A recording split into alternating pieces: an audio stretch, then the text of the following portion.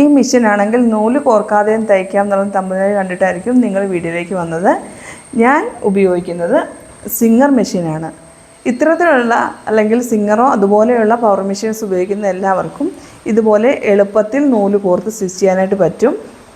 നമ്മൾ ഒരു തവണ നൂല് കോർത്ത് കഴിഞ്ഞാൽ നമ്മൾ പിന്നീട് അത് ഫോളോ ചെയ്ത് ഞാൻ ഈ കാണിക്കുന്ന ട്രിക്ക് ഫോളോ ചെയ്തിട്ട് പിന്നീട് തുടർന്നും നൂലുകൾ വളരെ പെട്ടെന്ന് കോർത്ത് സ്റ്റിച്ച് ചെയ്യാനായിട്ട് പറ്റും.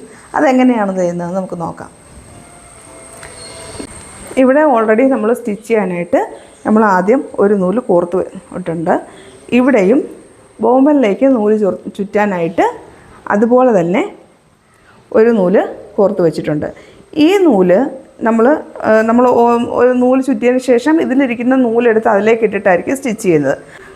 നമ്മളിങ്ങനെ ബോബനിൽ നൂല് ചുറ്റിയതിന് ശേഷം അത് ഊരിയെടുത്തിട്ട് നമ്മളിവിടെ നിന്ന് കട്ട് ചെയ്യുന്നു. ഇങ്ങനെ കട്ട് ചെയ്യുമ്പോൾ ഇവിടെ നൂല് ഇവിടെ ഉടക്കി നമ്മൾ നൂല് കട്ട് ചെയ്ത് മാറ്റി. അപ്പോൾ ബാലൻസ് ഇവിടെ നിന്നായിരിക്കുമല്ലോ നൂലെടുത്തത്. ഇനി ഈ നൂല് ഒരല്പം താഴെ വെച്ച് നമ്മളത് കട്ട് ചെയ്യുന്നു. ഇങ്ങനെ നമ്മളിത് കോർത്ത് ഒരല്പം നൂലിങ്ങോട്ട് നീട്ടി ഇത് കട്ട് ചെയ്ത് ഇത്രയും നീട്ടിയിട്ടിട്ട് നമ്മളത് ബോബന് ചുറ്റാനെടുത്ത നൂല് എടുത്ത് മാറ്റി. ഇങ്ങനെ ഈ ഭാഗത്ത് ബോബന് ചുറ്റുന്ന ഭാഗത്ത് ഇത്രയും സെറ്റ് ചെയ്തിട്ടിരിക്കണം.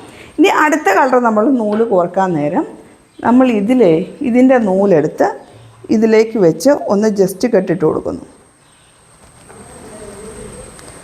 ജസ്റ്റ് രണ്ട് നൂലും കൂടെ കൂട്ടി ഒന്ന് കെട്ടിട്ട് കൊടുത്തതിന് ശേഷം നമ്മളത് ഇവിടെ നിന്ന് ഇങ്ങനെ വലിച്ച് ഇവിടുത്തെ രണ്ട് ഹോളിലൂടെയും കടത്തി അതിങ്ങനെ നൂല് വെട്ടി മാറ്റി കഴിഞ്ഞാൽ നമുക്ക് ബോബന് ചുറ്റേണ്ട നൂല് ഇവിടം വരെ എത്തി.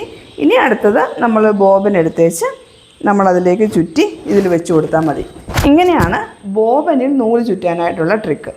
ഇനി അടുത്തത് സ്റ്റിച്ച് ചെയ്യാനായിട്ട് നമ്മൾ വേറൊരു കളറ് എടുക്കും. ഓൾറെഡി ഒരു കളർ നമ്മൾ സ്റ്റിച്ച് ചെയ്ത് കഴിഞ്ഞു. അടുത്ത കളർ നൂല് നമുക്ക് ഇതിലേക്ക് കയറ്റാനും നമ്മൾ അതേ മെത്തേഡ് തന്നെ യൂസ് ചെയ്യുന്നു. അതിനായിട്ട് നമ്മൾ ഓൾറെഡി വെച്ചിരുന്ന നൂല് നമ്മൾ കട്ട് ചെയ്യുന്നു. അതിനുശേഷം നമുക്ക് അടുത്ത കോർക്കേണ്ട നൂല് അതിനോട് കൂടി ഒരു കെട്ട് കൊടുക്കുന്നു.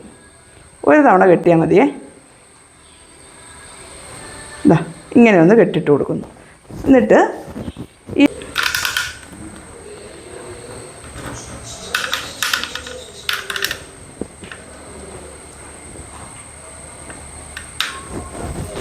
അതിനുശേഷം ഈ നൂല് ഈ സൂചിയുടെ തൊട്ടിപ്പുറത്തേക്ക് വരെ ഇതിങ്ങനെ വലിക്കുമ്പോൾ അത് മുകളിൽ നിന്നും വന്നതാ ഇങ്ങനെ ഇവിടം വരെ എത്തും. ഇനി ഇവിടെ നിന്നും സൂചിയുടെ ഇവിടെ നിന്നും നമ്മൾ വീണ്ടും അതൊന്ന് കെട്ട് വന്ന് ഇവിടെ തട്ടി നിൽക്കും. ഒന്ന് ചെറുതായിട്ടൊന്ന് വലിച്ചു കൊടുത്തു കഴിഞ്ഞാൽ അത് വന്നോളും. ഓക്കെ, ഇപ്പം നമ്മുടെ വേണ്ട നൂല് ഇവിടെ എത്തി. ഇത് നമുക്ക് സ്റ്റിച്ച് ചെയ്യാം.